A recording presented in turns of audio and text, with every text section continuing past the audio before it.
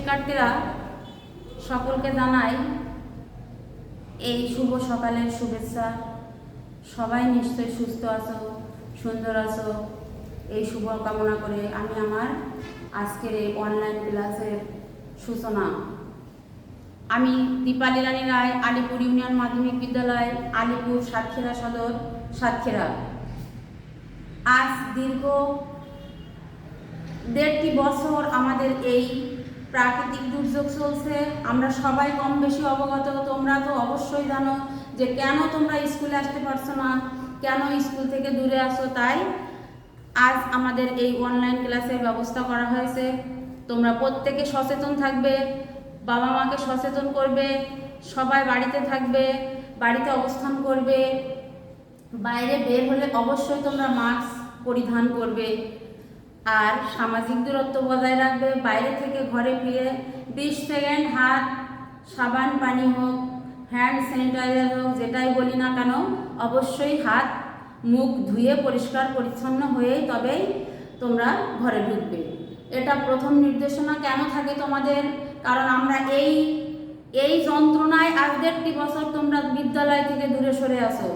তবে আমার এই ক্লাসটি যে যেখান থেকে দেখছো সবাই একটু লক্ষ্য করবে। তোমাদেরকে আমরা পাশে পাই না, আমাদেরও খারাপ লাগে। আবার তোমরাও স্কুলে আসতে পারছো না, তার জন্য অবশ্যই তোমাদেরও খারাপ লাগে। কিন্তু কিছু তো করার নেই। প্রাকৃতিক দুর্যোগ, এই দুর্যোগ মোকাবেলা করা খুবই কঠিন। তাই আজ আমরা তোমাদের এই অনলাইন ক্লাসের যে ব্যবস্থাটি করেছি, এটি শুধুমাত্র তোমাদের দিকে তাকছে। আজ আমি যে ক্লাসটি নেব সেটি হচ্ছে 8ম শ্রেণী বিষয়। আজকের বিষয়টি কি করাবো? হিন্দু ধর্ম ও নৈতিক শিক্ষা। অধ্যায় হচ্ছে 8ম, অধ্যায় 8ম।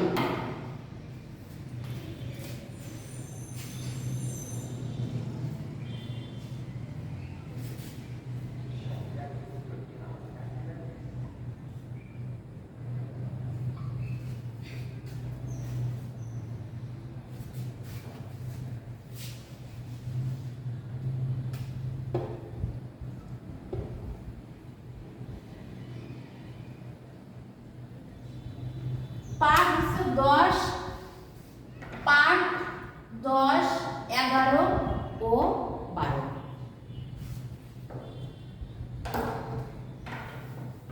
এই পাঠ 10, 11 এবং 12তে কি আছে, আমরা যারা বাড়িতে আসি বা দেখছি বা পড়ছি তারা অবশ্যই একটু খুলে বইগুলো দেখবে যে আমাদের পাঠ 10, 11 এবং 12তে কি আছে। পাঠ 10, 11 এবং 12তে আছে HIV। আর কি আছে? HIV এর প্রতিকার।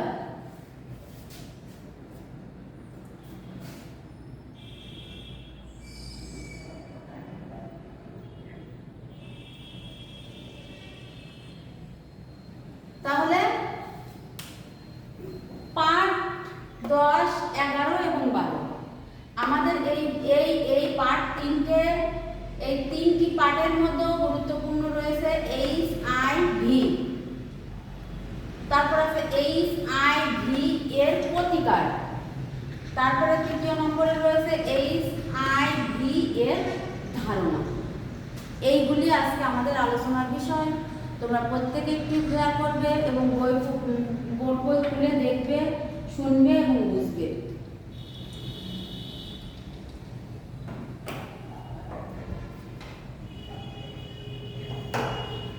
আমরা সর্বপ্রথম যেটা নিয়ে আলোচনা করব সেটা হচ্ছে ধারণা।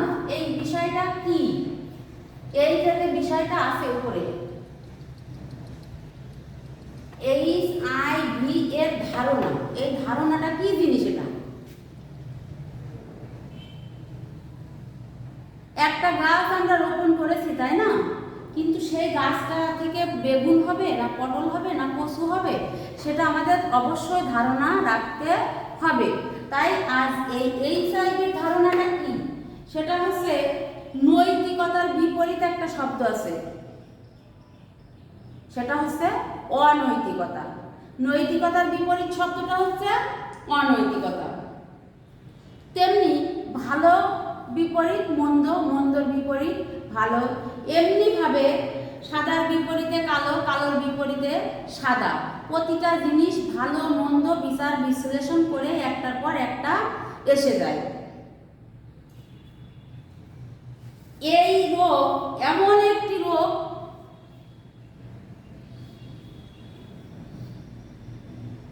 এই রোগটা এই কারণেই হয় যে অনৈতিকার কারণেই বেশিরভাগ হয়ে থাকে, সেটা আমরা অনেকে উপলব্ধি করতে পারি না।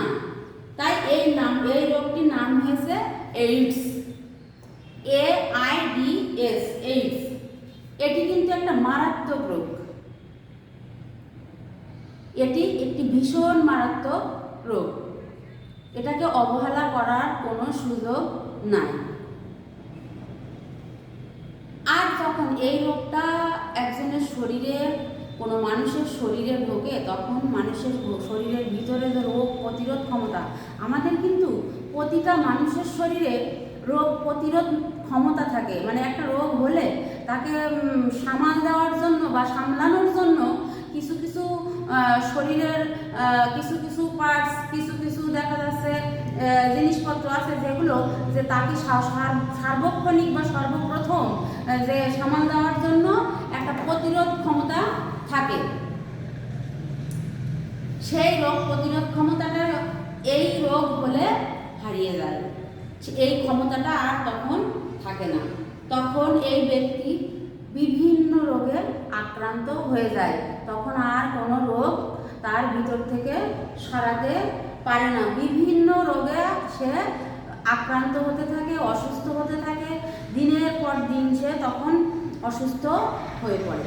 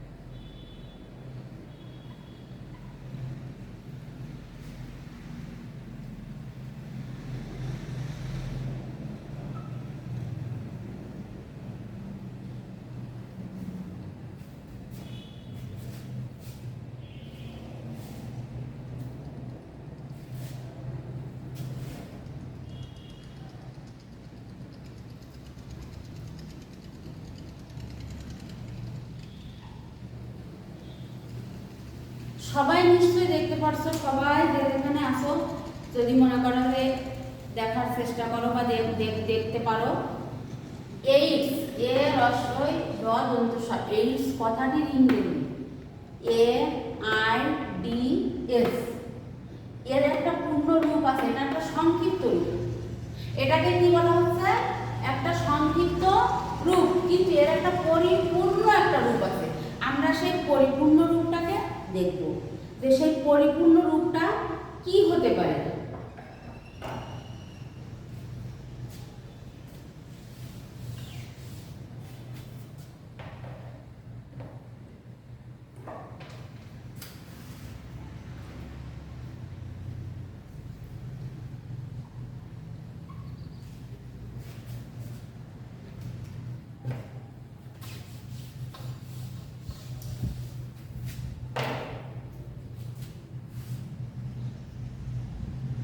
এতে কি হয় আমরা প্রথমে দেখব, এতে কি হয়।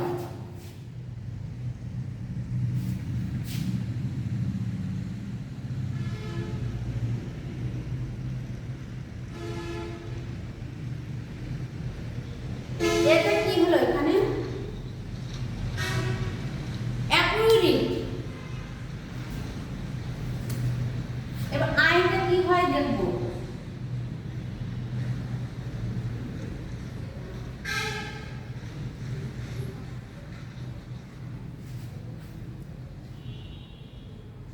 ডিতে কি হয় দেখব।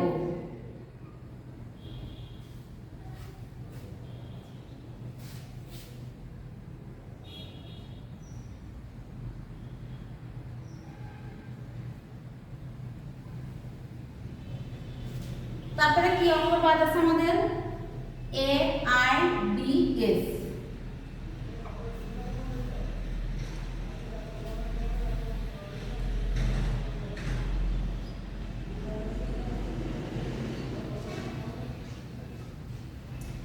তাহলে এই এ আই ডি এস এর পরিপূর্ণ রূপটা আমরা কিন্তু দেখতে পাচ্ছি, তাই না? সুপ্রিয় শিক্ষার্থীরা, সবাই আমরা কিন্তু একটু মনোযোগ দেব, যে যেখানে আছি যেভাবে আছি সেই অবস্থায় চেষ্টা করব, নইলে কিন্তু আমরা অনেক বিপদে পড়ে যাব, পিছনে পড়ে যাব। আর পিছনে কোনো কিছু পড়লে তার সামনে ওঠানো খুবই কঠিন দুরূহ ব্যাপার। তাই এতে কি হবে, আইতে কি হবে, ডিতে কি হবে, এসতে কি হবে, এবার আমরা দেখছি, তাই না? পরিপূর্ণ রূপটা আমরা দেখতে পাচ্ছি, তাই না সুপ্রিয় শিক্ষার্থীরা? এতে acquired, A C Q U I R E D, acquired. I immune, I M M U N E, immune. D deficiency, ডিতে deficiency, D E F I C I E N C E. এসতে syndrome, S Y N D R O M E. এখন এই চারটে যে word, একটা করে অক্ষর দিয়ে চারটে যে শব্দ তৈরি করলাম বা চারটে যে ওয়ার্ড তোমরা দেখতে পাচ্ছ, এই ওয়ার্ডগুলো একটু উচ্চারণে অসুবিধা আছে, সেটা তোমরা আরেকবার শুনে নাও। অ্যাকুইরিড, এতে অ্যাকুইরিড, আইতে ইমিউনি, ডিতে ডিফেন্সিভ, এসতে সিনড্রোম।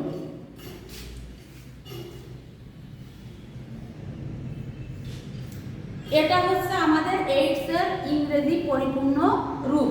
তাহলে বুঝতে মনে হয় আর অসুবিধা হওয়ার কথা নয়।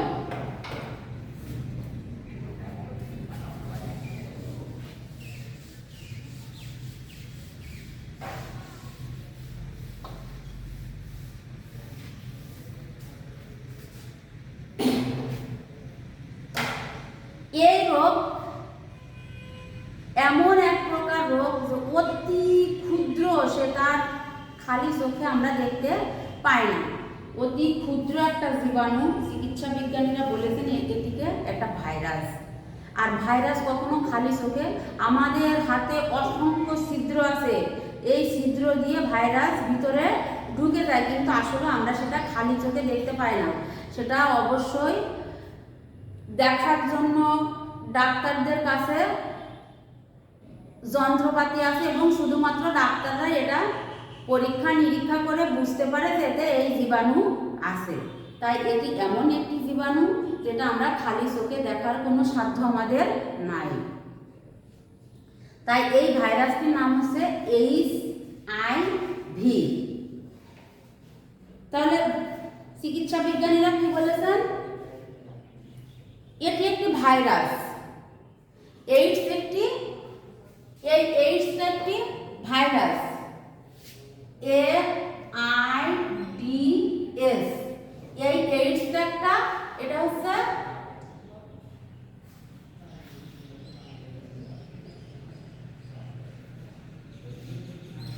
রোগ, একটি রোগের নাম। কিন্তু HIV হচ্ছে HIV, এটি হচ্ছে ভাইরাস। এখন এই ভাইরাস, এই HIV এর আবার একটা পূর্ণ রূপ আমাদেরকে দিতে হবে, এবং সেই পূর্ণ রূপটা না দেওয়া পর্যন্ত তোমরা এই ভাইরাসটি সম্পর্কে বুঝতে পারবে না এবং জানতেও পারবে না। তাই HIV এর পূর্ণ রূপ যখন আমরা দেখব, তখনই বুঝতে পারবো এটা কি।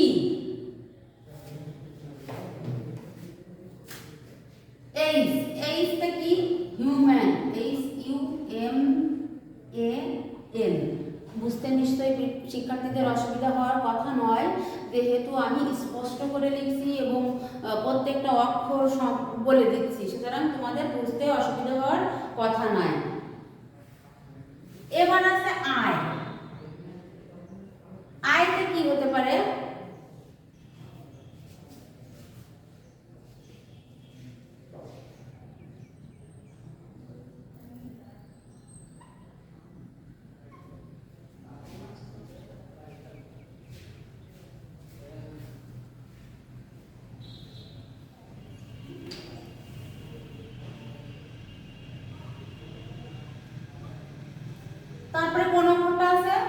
ভি,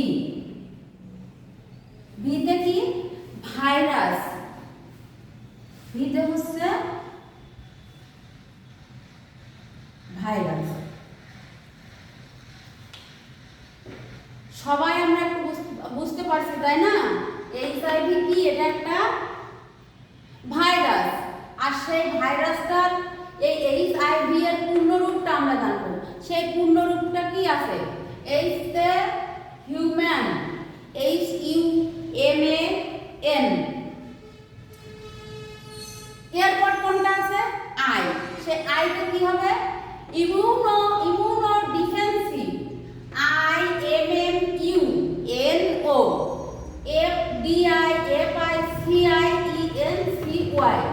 এটা কিন্তু অনেক একটা বড় ওয়ার্ড, অনেক বড় ওয়ার্ড। তোমরা আবার দেখো, তোমরা আবার শোনো, আবার বিষয়টা বুঝতে পারবে। IMMU, immu, no, NO, DID FICCICENCY, immuno deficiency. তারপর আছে দেখো ভাইরাস, VIRUS। এরপর আছে ভাইরাস। তাহলে এর পূর্ণরূপটা আমরা সুন্দরভাবে আলোচনা করলাম এবং আমার মনে হয় প্রিয় শিক্ষার্থী তোমাদের মনে হয় বুঝতে অবশ্যই অসুবিধা হওয়ার কথা নয়, যেহেতু আমি একটি ওয়ার্ড, একটি অক্ষর, একটি বানান বারবার করে তোমাদেরকে তোমাদের সামনে উপস্থাপন করছি, যেটা তোমাদের বোঝার অসুবিধা হওয়ার কথা নয়।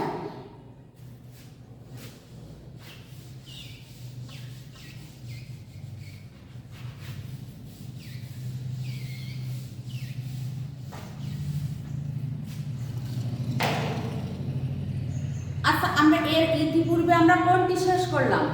ধারণা। কার ধারণা? এইচআইভি এর ধারণা, এইডস এর ধারণা। এখন আমরা এর প্রতিকার বা এর কারণ, এর কারণটা কি? কি কারণে এই এইচআইভি, এইডস এই রোগে মানুষ আক্রান্ত হয়? এইডস একটা রোগ এবং এইচআইভি একটি ভাইরাস, এটা আমি বারবারই বলছি এবং তোমরাও একটু বিষয়টা পড়লে আরো বুঝতে পারবে। এরপরের কারণ, কোন কারণে এই রোগটা হয়, এটা অবশ্যই আমাদের জানার প্রয়োজন আছে। তাহলে আমরা সেটা নিয়ে এখন এর আলোচনা করব।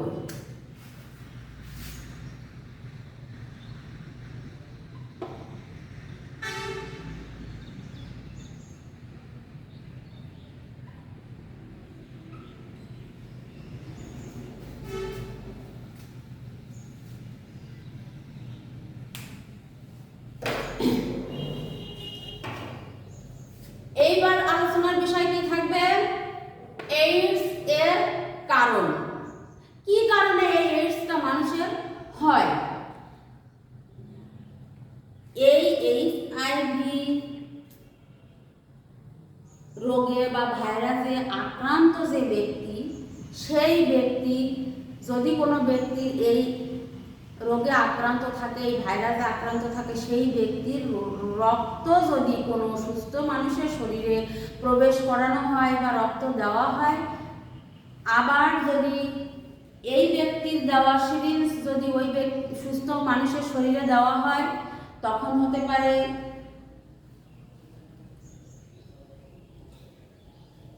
এর ব্লেড, খুর, চাকু, যার এই রোগে, যে ব্যক্তি এই ভাইরাসে এই রোগে আক্রান্ত, তার এই বিষয়গুলো সুস্থ মানুষ যদি ব্যবহার করে তাহলে তার ভিতরে হওয়ার সম্ভাবনা থাকে। এটা আমাদেরকে বুঝতে হবে এবং জানতে হবে।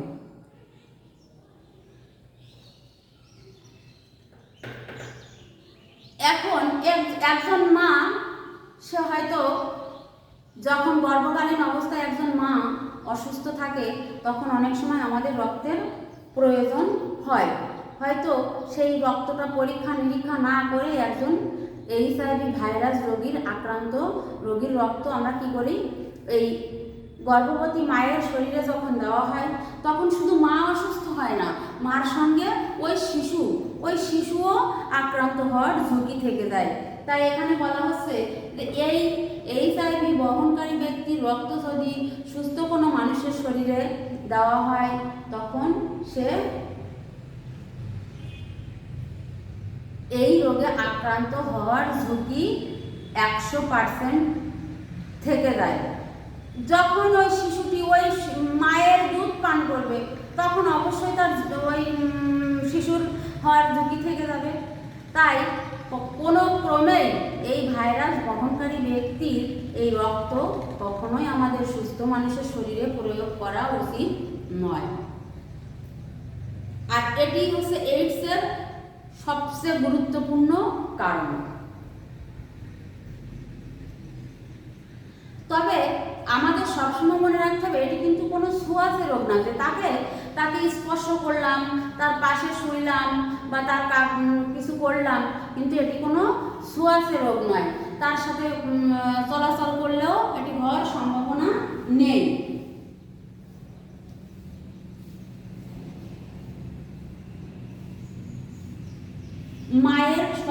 আবারও বলছি, মায়ের বুকের দুধের মাধ্যমে এই এইচআইভি রোগেও শিশু আক্রান্ত হতে পারে।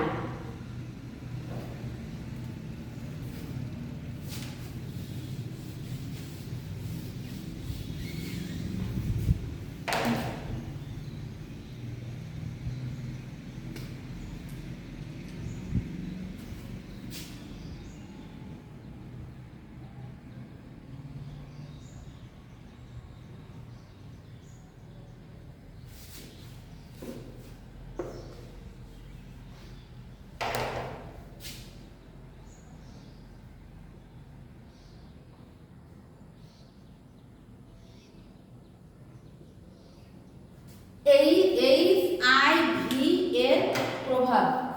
এরপর আমরা কোন বিষয়ে দেখব?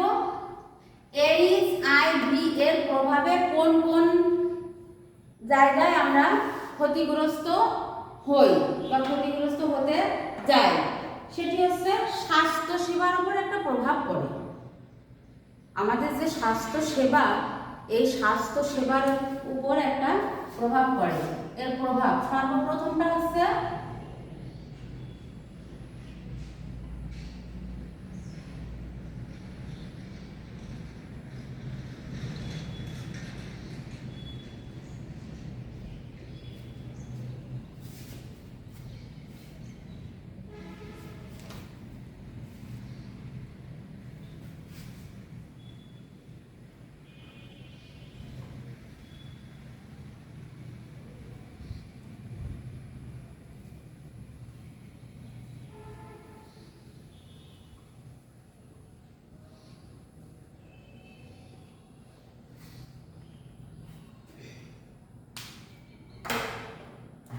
তাহলে এইচআইভি এর প্রভাব পড়ে কোথায় কোথায়?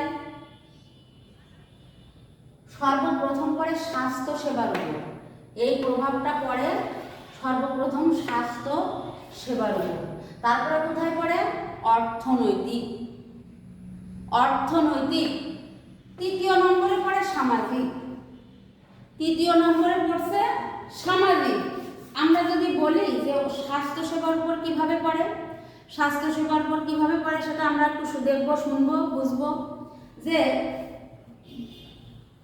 স্বাস্থ্য খাতের বড় একটা যে অংশ, এই অংশটা আমাদের এই রোগের পিছনে ব্যয় হয়ে যায়, যার কারণে আমাদের স্বাস্থ্য সেবার উপরে এই প্রভাবটা বেশি পড়ে। এবং এই রোগ একজনের ছাড়া অন্যজনের মাধ্যমে ছড়াতে পারে। দ্বিতীয় নম্বরে কি রয়েছে আমাদের? অর্থনৈতিক। উৎপাদন খাত ক্ষতিগ্রস্ত হয়। উৎপাদন খাতটা ক্ষতিগ্রস্ত হওয়ার সম্ভাবনা বেশি থেকে যায়। তারপর আমরা দেখব পর্যটন খাত।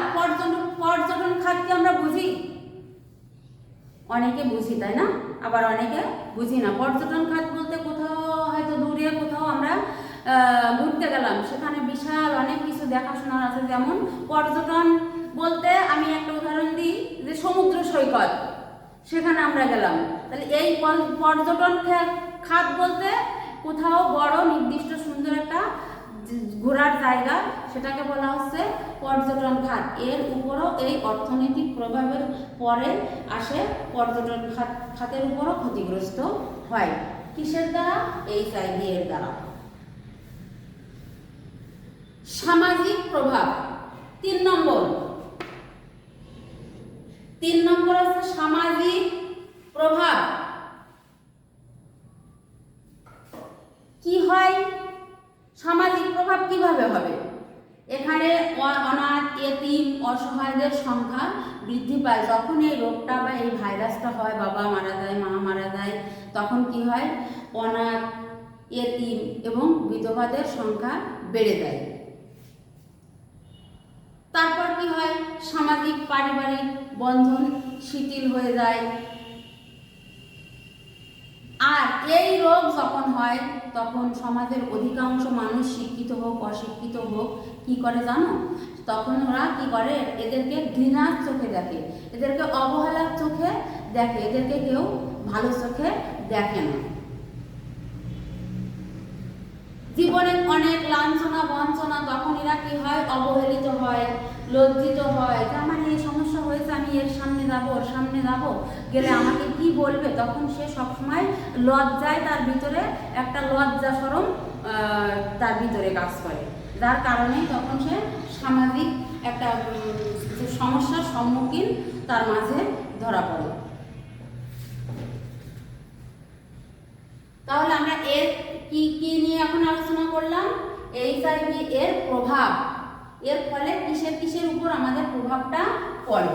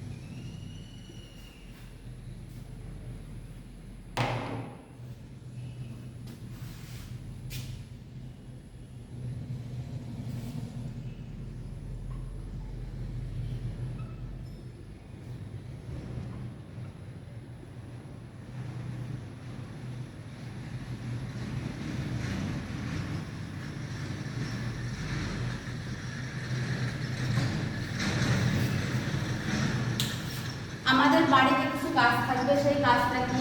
HIV আক্রান্ত ব্যক্তির প্রতি বা রোগীর প্রতি আমাদের কি কি করণীয় আছে, সেই করণীয় বিষয়গুলো অবশ্যই তোমরা একটু সুন্দর করে লিখে নিয়ে আসবে, লিখে রাখবে।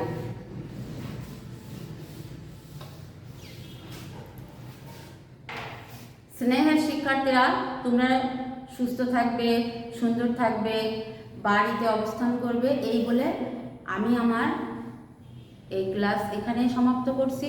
ধন্যবাদ সবাইকে।